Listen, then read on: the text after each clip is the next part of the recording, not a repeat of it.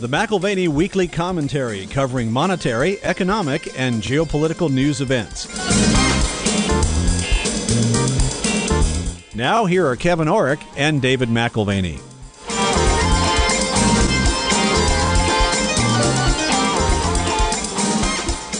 Welcome to the McAlvany Weekly Commentary. I'm Kevin Orrick along with David McAlvany. David, over the last few weeks, we've looked at gold. We looked at it for 2 weeks with Ian McAlvany.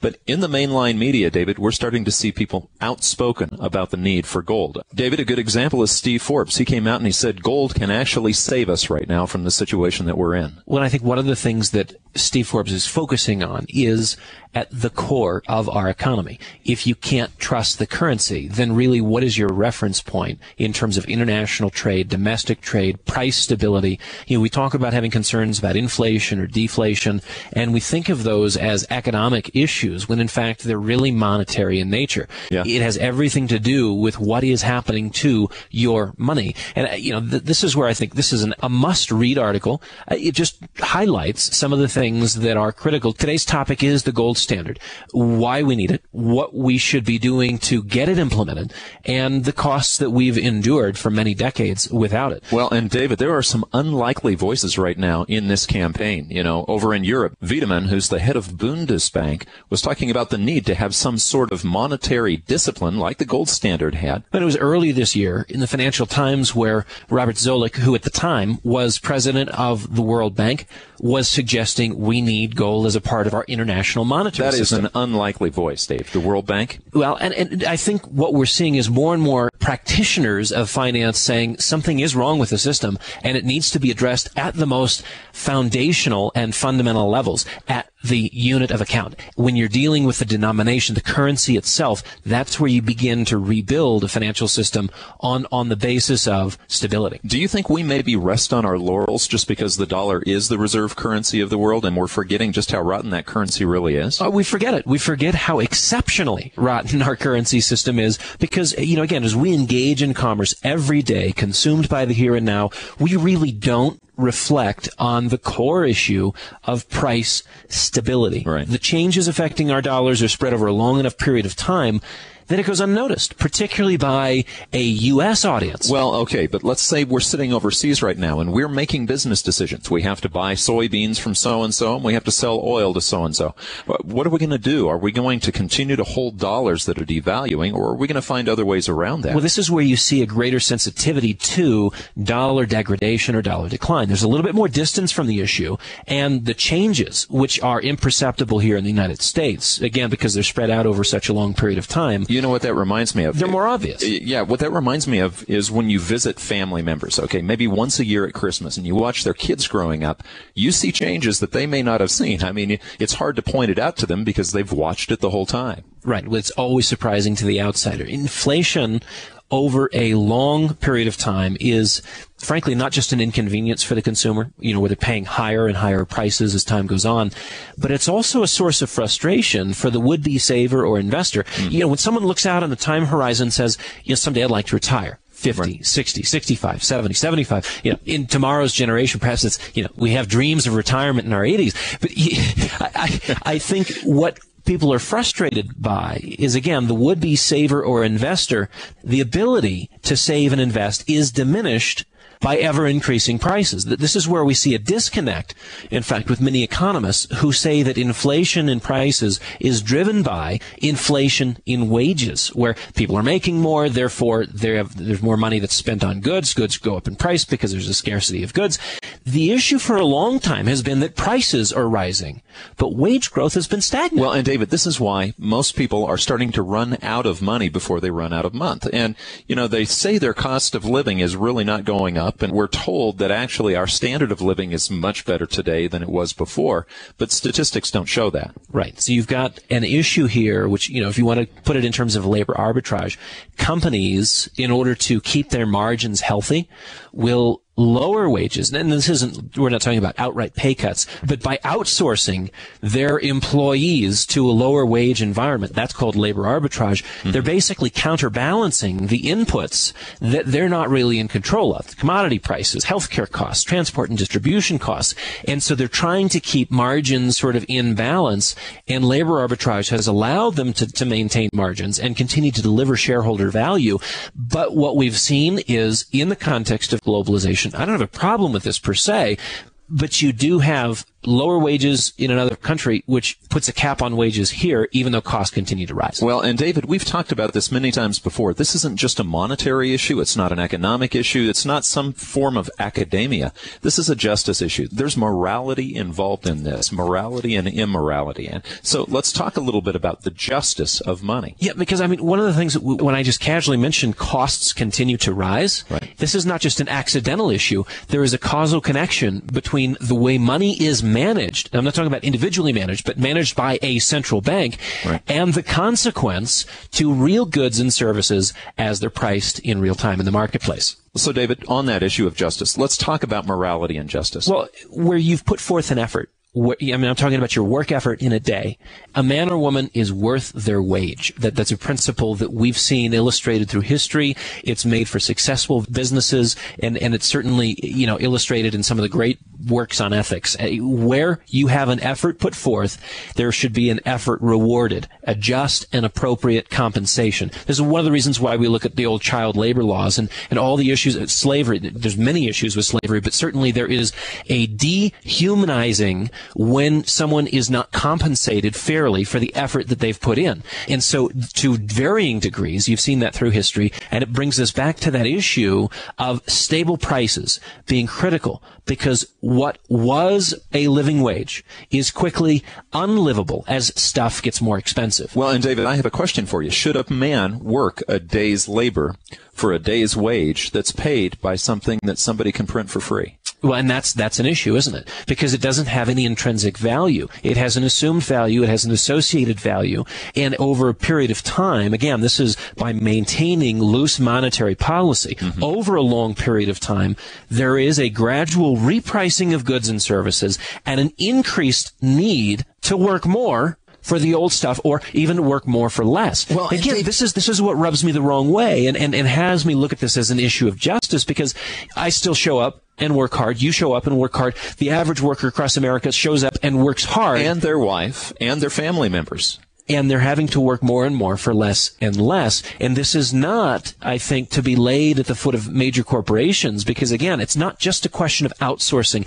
It's a question of repricing. And that repricing is a function of what is being done to the money earned, and it's buying less and less through time. Well, and David, talking about time, okay, we both grew up with the Jetsons, all right, which was to show what technological advances would do for our life. More leisure time, sure, you go to the office, but you don't go to the office long. You've got all these things that are delivered right to your home, and we actually have these technological advances, yet we're working as many hours as we ever have been. In spite of them. So to say that a different way, in spite of those changes, right? Again, with cheaper electronic goods, cheaper cell phones, we still need to work more for the same lifestyle. And again, that's not a problem that you can lay at the feet of greedy company executives or corporate fat cats.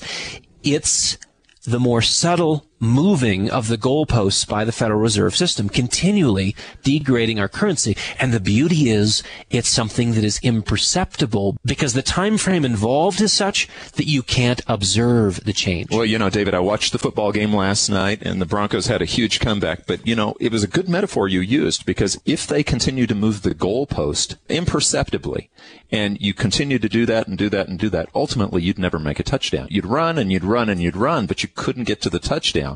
And that seems to be what's happening. We've seen the dollar, just since they closed the gold window back in 1971, lose, 90% of its value. And I think this is where conservatives tend to focus on the issue of justice. Is this an issue of just weights and measures? Is the Fed managing our money or mismanaging our money and creating all kinds of issues, whether it's malinvestment, rampant profligacy of financial products on Wall Street, government spending, which is off the charts and uncontrollable? I think for conservatives, conservatives, there is an issue of justice here and just weights and measures. But even a liberal who is more concerned with social justice. Well, exactly. If you look at it from the standpoint of social justice issues, I'd suggest that the wrong place to start is there with a political critique. Political parties argue essentially about whose responsibility it is to care for others. Right. And amongst conservatives, it's I care for myself. Amongst liberals, it's I care for everyone, but not necessarily with my money. Your money involved, but I still like the idea of caring for You just got political there. Well, I understand. I apologize. Right. But go back with the idea. Well, so to simplify, there is a divide between who's responsible for whom. And this is the idea behind empowering government to implement more and more social programs. Right. The problem lies in the often neglected issue of money. Most basically, if your money cannot maintain price stability, the ranks of the government dependent will always grow. Because again, you're dealing with being unable to take care of yourself, Sure. unable to take care of others. And this is not a rehash of Romney's comment on the 47%. What I'm saying is that government, via the Federal Reserve System, will continue to grow out of necessity as people look at once was a living wage and is no longer so. Well, and David, this is the fascinating thing because we're just weeks away from possibly a change in administration or not. But whatever the case is, we've got a debt problem right now that is created by this monetary system the way it stands. And unless that monetary system is thrown out, the difference between an Obama presidency and a Romney presidency is marginal when it comes to money. Well, and I think what we'll find is the commonality exists between, often the criticism is there's no difference between the Republicans and Democrats. Right. The red shirts and the blue shirts. Right. Same team, just who's on the field. Individual empowerment and opportunity is gradually being replaced. And it doesn't matter if it's the Republicans or Democrats, but it's being replaced with dependency on the state as the system creates a context in which care of others and care of self is constrained by rising costs. Right. You understand? I mean, we more and more have to focus on just meeting our own individual needs. The average family across this country can't be as generous and as concerned about the needs of their neighbor when they're very likely not going to be able to pay their own bills. But this is the issue. We're creating dependency, and this system is being driven not by Republicans or Democrats, but by the Federal Reserve System. This is our central bank who is responsible today for printing money. This is not how money was always managed. But uniquely, the issue with Tea Party and Occupy participants, what they should agree on is the travesty of what government has done to our money. And out of that flow many, many other issues. Well, and David, what's amazing is this thing is just a self-continuing, it's like a snowball rolling downhill. You know, the more dependency that you create by this wage problem or this inflation problem, the more you have to create more and more and more of it until it finally, you can't feed itself. I've mentioned this before, but when I was a little kid, I was 6 or 7 years old, I had a little Fisher-Price record player, and I had 3 records, and one or two of them had a story on it. This one had the story of the big oven, and it makes me cold even just thinking about it. But it talked about this man who had this large oven, and everybody was jealous because he had the warmest house on the block, and it was the largest house as well. But over time, he continued to feed the oven, and it took more and more wood until he finally cut the house up one by one, timber by timber, furniture piece by furniture piece, until he had nothing but a cold oven. And the way the story ends, you can hear the wind blowing and the snow, and that is where we're going with the paper dollar. Well, so whether it's a question of justice in the abstract or even if it's cast as a social justice issue, the Fed centers in the discussion because of the delegation of responsibility to the Fed for the creation of our money, which was not always the case. You understand, this is a unique phenomenon in U.S. history. It was never to be, according to our founding fathers. Right. It's been fought over multiple times. This is the third iteration of a central bank because the first two were allowed to go away because they determined at different points in U.S. history that we needed something that was better than a managed money system. Well, and the fascinating thing is the American Revolution, a big part of it was fought over this same issue. Look at the Bank of England. They had everyone in debt to them by the time the American Revolution was being fought. So the patriots knew that this was something they didn't want to repeat. Well, it's something that we should look at. Just in brief, how did we get here? And, right. and this is just sort of a synopsis, a brief history.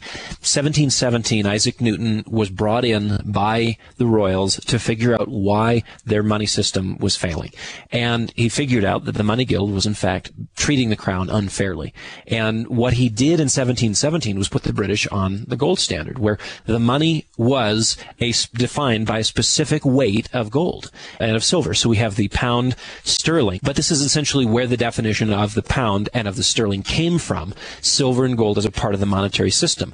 There was a number of things that were happening at the time which made not only the gold standard, but the British become one of the most successful enterprises, if you will, or country experiments, if you will, in world history. Well, didn't they dominate trade? Partially, it was because of the gold standard that they dominated trade. A couple of factors, yeah, because one, you had the British naval expansion, right, which it ended up becoming central to their move into world trade.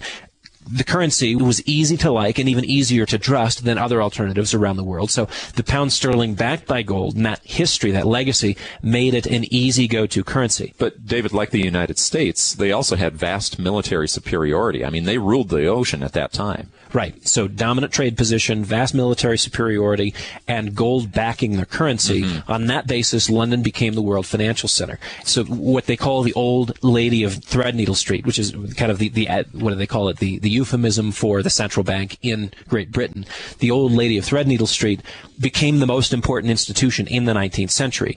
These are, in fact, traits that the U.S. has come to share in a post-World War II era with, again, this is common to the British-run, sterling-dominated system with trade preeminence, trusted currency status, and the like. This is now what the U.S. system reflects. New York is the new London. The Central Bank of America, which is the Federal Reserve, right, is the old lady of Threadneedle Street, just in new garb. Well, David, you're talking about the United States sort of being that same thing right now. That was partially or mainly because we were on a gold standard when Bretton Woods was put together. And so the Bretton Woods standard did make us trustworthy, like London was back a couple of hundred years ago when they were on a gold standard. Now, just to clarify, though, because, Kevin, what you just said, we were on the gold standard before Bretton Woods. Right. We really weren't. The exchange standard. We were on the gold exchange standard, yeah, which we'll clarify that in a minute. But so 1717, remember that date. The British adopted it, and Isaac Newton made it happen. Right. 1860 to 1880, there was really a global revolution in the world of currencies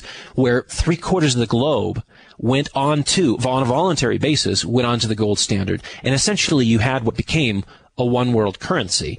Gold was acknowledged by everyone around the world as the currency of choice. And so world trade during that period of 1860 actually to about 1914, world trade and an expansion of globalization and international cooperation and world peace expanded at a pace and at a rate had never been seen in world history. David, there was price stability back then. I mean, we didn't have hyperinflations in any of the countries that were on this gold standard. Well, what's interesting, when you look at the U.S. in particular, that period, let's say 100 years, the 19th century, was defined by a variance of about 10% in terms of prices, up or down. Minor inflations, minor deflations, but about a 10% variance for the century. Now, fast forward to the 20th century, and we've subsequently been in the context of rising prices to the tune of about 22 times. 22 times versus 10%.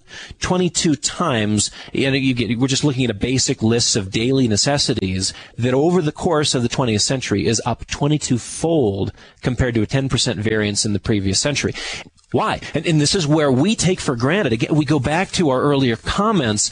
This is like the frog being boiled or the lobster being boiled. Inflation over a long period of time is not something that consumers associate with the management of money, but it is, in fact, because of the management, or as we would put it, the mismanagement of money.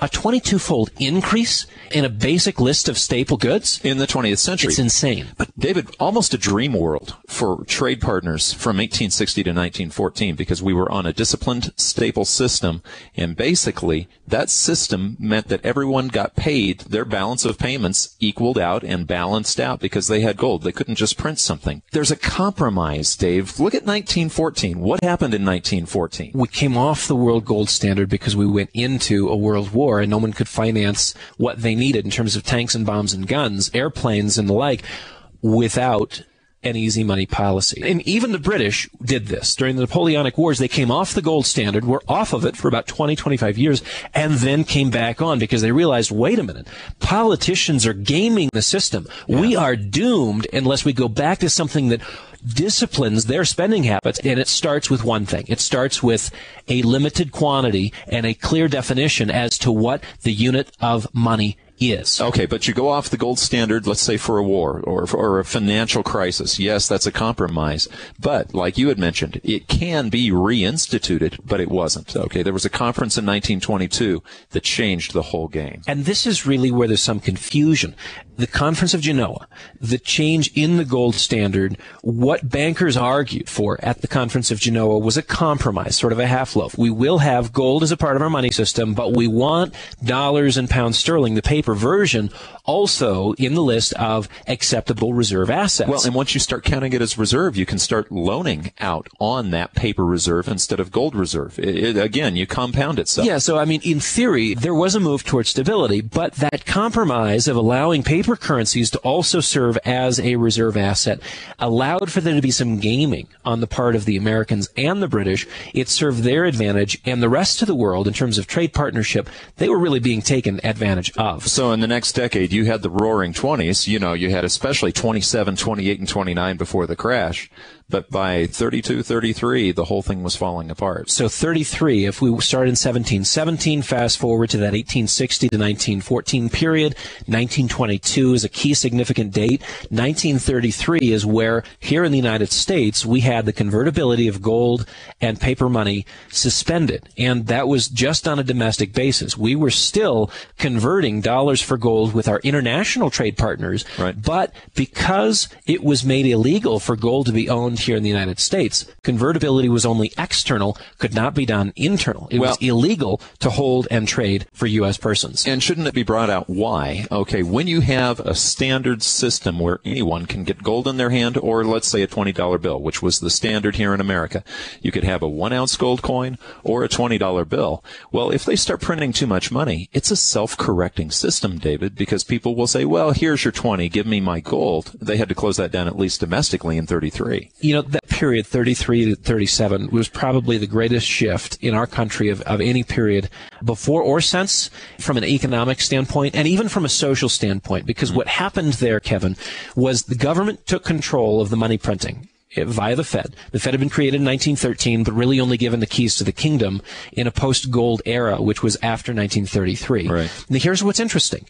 It was from this point forward that government spending began to replace private spending in terms of charities and sort of taking care of the common good. Look at the crisis of the 1930s. You're talking about. Exactly. Yeah. And our running assumption today is that government takes care of the needy. We don't. And of course, there are generous people who will share a part of their wealth. And you see that with foundations. You see that with individuals. You see that in religious communities where it's almost a given. 10% of my, okay, that's an exception. But what took place was a cultural shift where government said, we have an alphabet soup list of organizations which will do this and that and the other. We don't have the money to pay for it unless we have control of the money supply. Now we control the money supply. And we'll print it. And we have money to pay for it. Yeah. So we can pay for any government program heretofore. That was a major shift. And granted, we needed the jobs. We needed the jobs in that period of time. But what we didn't need is the government to fill what was a temporary vacuum in terms of call it a social generosity, where we took care of our neighbor took care of us. I mean, the stories during the 1930s are very common for people who didn't have food. Families shared amongst themselves. Right. Communities, if you had an extra chicken, you shared with your neighbor. If somebody was traveling through on their way to looking for a good job prospect on the other coast, you let them stay with you. You fed them overnight. You gave them work for a week. That would never happen today, in part because we have ingrained in us that government takes care of those issues. We don't. Well, that's why some of the people that we talk to, David, in their 80s and 90s still look back at that time as the best, worst time. Well, and I think, just fast forwarding from 33 to 1944, we already said that the gold exchange standard included fiat currencies right. and did not tie us directly to 100% gold backing. 1944, that's what we carried with us into the Bretton Woods Agreement, where we tied every world currency to the U.S. dollar, and implicit in that was that the dollar had sufficient gold backing to cover all external liabilities. Well, and all the foreign governments that had dollars could change it anytime they wanted to gold. Right. So post-World War II, the money system focused on paper, but with a dollar orientation. Again, the dollar orientation and the given in the equation was our 8,000 tons of gold, which served as a reserve, the largest reserve in the world. So by proxy, there was some association to gold. And we kept printing, though. And Jacques Rueff wrote a book called The Monetary Sin of the West that basically warned ahead of time that this was not going to last. Right. So the gold pool was broken. The official pricing there in the early 70s. Jacques Rueff anticipated that in the early 60s. And all of a sudden, 1971 rolls around, and international convertibility. Remember, we talked about domestic convertibility, where it was illegal for someone in the U.S. to own gold. Well, international convertibility was suspended. We would not pay our debts in gold ounces anymore. It was just in paper dollars, which we could create with basically a 3-cent cost basis. $1 costs us 3 cents to create, and for that we get 97 cents of purchasing power for free. And frankly, our foreign creditors didn't like that. They wanted the real stuff, not the stuff that we could create virtually out of nothing. Well, and enter Richard Nixon, who had to do what he had to do, he said, but just temporarily, and that's to close the gold window completely. Since then, we've been living with a fiat system. Fiat meaning a currency system that has nothing backing it except the integrity of bankers. Now, that's not to impugn the integrity of bankers. It is just to say that the system as it is constructed will tend to be inflationary. And there is a huge advantage given to us, the U.S., as there was a huge advantage to the British before us. The advantage today is ours. The world has become to some degree dollarized, right, just as the world before, again, sort of up until about the 1920s or 30s, was really defined by the pound sterling and the British trade system, with London being the financial hub of the world. That has now fallen to us. It's not something that we necessarily get to keep. We may keep. We're likely to keep it, but on what basis? Are we giving the world a reason to have confidence in our system? Because again, this is why we've gone through the history a little bit. There was a reason why the British were given the benefit of the doubt. It wasn't because everyone thought the Queen was pretty. It was because they had confidence in gold. They had confidence in gold. It was something that they knew could not be messed around with. And so if you're trading through London, if you're trading with an international firm, trade settlement could occur in a currency that you had confidence in. We have taken advantage of the trust of the world who has put confidence in the dollar, and yet we've been degrading the dollar over the last 10, 20, 30, 40, 50, 60, 70 years. We've been in a steady decline with fits and starts of more radical devaluation, and this is where our foreign creditors have reason to be concerned. Well, and David, while the dollar is still the reserve currency, while the world is still on a dollarized system, shouldn't this be the time before collapse that we should be looking at some sort of salvation for the dollar? Try to stay in that position, but with a more rational backing. This brings us full circle to Steve Forbes' article titled "Gold Can Save Us from Disaster," because one of the disasters that we have as a country is losing reserve currency status, which we will do because money is nothing more than a confidence game, and people can have confidence in it or they can lose confidence in that unit of measure. And the question is, why would they have confidence in the dollar today? It is an interesting, large liquidity pool, but in terms of credit, in terms of reliability, we have shown our hand to be very unreliable and to actually be a very bad credit. What we would suggest, along with Forbes, along with Louis Lehrman, along with Robert Zoellick, along with a growing host of Wall Street luminaries and financiers, is that we need stability at the core of our financial system. And if we don't move there very quickly, the financial system as we know it and the monetary system of the world will be upended violently. Well, and David, you mentioned Louis Lehrman, and we've mentioned on this program many times that our office goes through various books and then gets together, discusses it. We write papers on it. There's a number of things that we do to really absorb the book. But Louis Lehrman has written a book that I think you'd like to recommend at this point. It's called The True Gold Standard, a monetary reform plan without official reserve currencies. And what this is literally 100 pages or less of a step sequence, summary of the monetary reform plan, why we need a true gold standard, why it needs to be 100% gold, not the gold exchange standard of the past, right, where games could continue to be played. And there was the appearance of the comfort of gold backing the currency, but in fact, the advantage given to the banking community to play games and ultimately cater to political corruption. I mean, let's put it in very honest and very simple terms. When you have an unlimited amount of money, you get to spend an unlimited amount of money on various constituency groups. We have a budget today which reflects a high degree of political corruption, which is only possible given an unlimited amount of money. It reminds me of keeping your credit card for just emergencies, and then everything's an emergency. Everything's an emergency. Yeah. So you have to define limits, and that's not done voluntarily, not by the banking community. Never met a dollar they didn't want to lend out, and particularly when you can create those dollars out of nothing and lend them out and collect interest on them. Right. And again, that's the system. I appreciate the system. It's a system that has worked, but it's a system that works to the advantage of some and actually hurts many others. So again, if you're looking at this from the standpoint of justice, if you're looking at it from the standpoint of social justice, frankly, if you want to see the world and globalization expand the way we did during the 1860 to 1914 period, one of the fundamental things you need is a trustworthy currency. Mm-hmm. The dollar has been that trustworthy currency, and people are losing confidence and losing trust in it. Okay, so David, all that's nice. We talk about idealistically we could be on a gold standard, but really, what should we do now?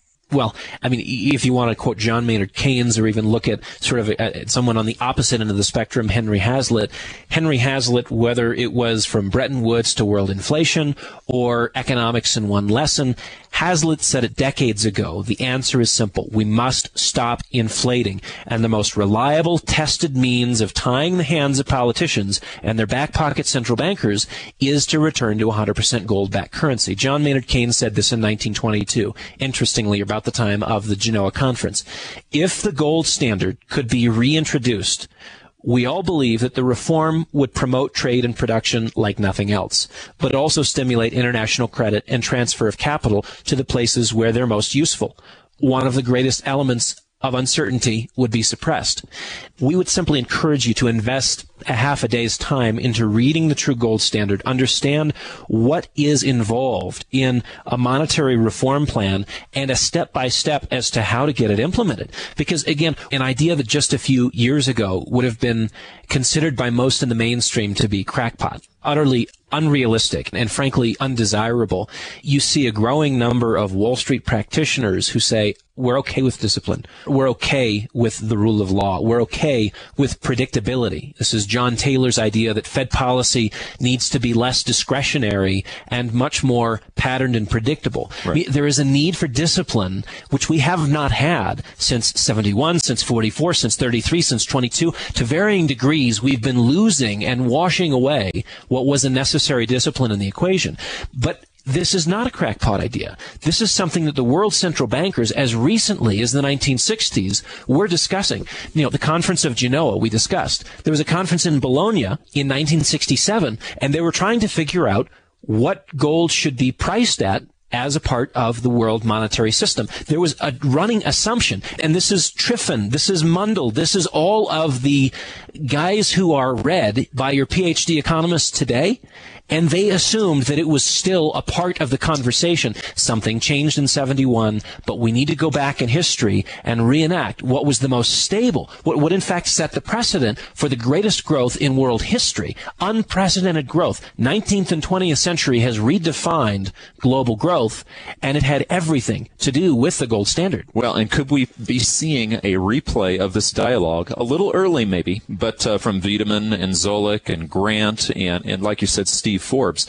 These guys back in the 60s saw the train light coming back through the tunnel, and they knew the gold standard wasn't going to last. They were already talking about making it sound again. Now, here's my question, though. There are always vested interests, Dave. There are a lot of people who will say, oh, well, there's not enough gold in the world to do this, or one country a better advantage than another country. Now, these vested interests don't want to see a gold standard because they're having their cake and they're eating it too. So are we in a period of time right now where we could see this, or should we just be preparing for the time when the vested interests lose face? Kevin, the vested interests you're talking about, whether it's at the Fed or politicians today who like to spend more than they bring in, these are vested interests that have to be addressed, and the system does not accommodate the gold standard today because the vested interests don't want anything other than the status quo. But there are paradigm turning points. You've had us read the book from Thomas Kuhn, The Structure of Scientific Revolutions. It's all about a scientific paradigm that's held tight tightly for sometimes 100 years, and then all of a sudden, boom, it's busted. And what happens in that process is problems begin to accumulate that are not addressed by the governing school of thought, and ultimately the problems get to be sort of a critical mass. Where, like the sun, okay, things do not revolve around the Earth in the solar system. They revolve around the sun. That paradigm finally had to be broken. Exactly. And the old science became a radically new science. Right. The old money management system that we have via central bank and the Fed will become a new system. We believe it's possible. Now, it seems very unlikely today, but we don't know who our leadership is tomorrow. We don't know what ideas they will prize. And this is where we would remind them of justice issues. We would remind them of the value of the individual. A worker is worth his wage. And for a bank, a central bank, to degrade the wage which a worker is worth is a way of dehumanizing the general population and creating a world full of dependence. There is a moral issue here. There is something that has to be addressed, and it's something that we think may be addressed over the next 10 to 20 years. Well, David, one of the things that we see through history is that history is usually changed by a minority, not a majority viewpoint when those paradigms change. And, this book, The True Gold Standard by Lehrman, everyone listening to the program should read this book, because actually, if not us, then who will bring this change about? If we were to achieve going back to the true gold standard, then individuals wouldn't need to be on their own personal gold standard. The system would have done that for you. Right. As it is, you do need it. And as it is, we are needed as a company. There could be a future date, if we're successful, where we're not as necessary. Well, I think about the time that we actually started this company, or your dad did back in 1972. He was doing that to put people on a personal gold standard. We came off in 71. We started the business in 72 because the need was obvious. We would relish the day, and this may sound very strange, but we would relish the day when we're no longer needed. But until that time, Dave, wouldn't you say it's safe to say you really want to stay on your own personal gold standard? Oh, I think it's absolutely necessary. Well, you've been listening to the McAlvany Weekly Commentary. I'm Kevin Orrick, along with David McAlvany. You can find us at McAlvany.com, McAlvany.com, or give us a call at 800-525-9556. This has been the McAlvany Weekly Commentary. The views expressed should not be considered to be a solicitation or a recommendation for your investment portfolio. You should consult a professional financial advisor to assess your suitability for risk and investment. Join us again next week for a new edition of the McAlvany Weekly Commentary.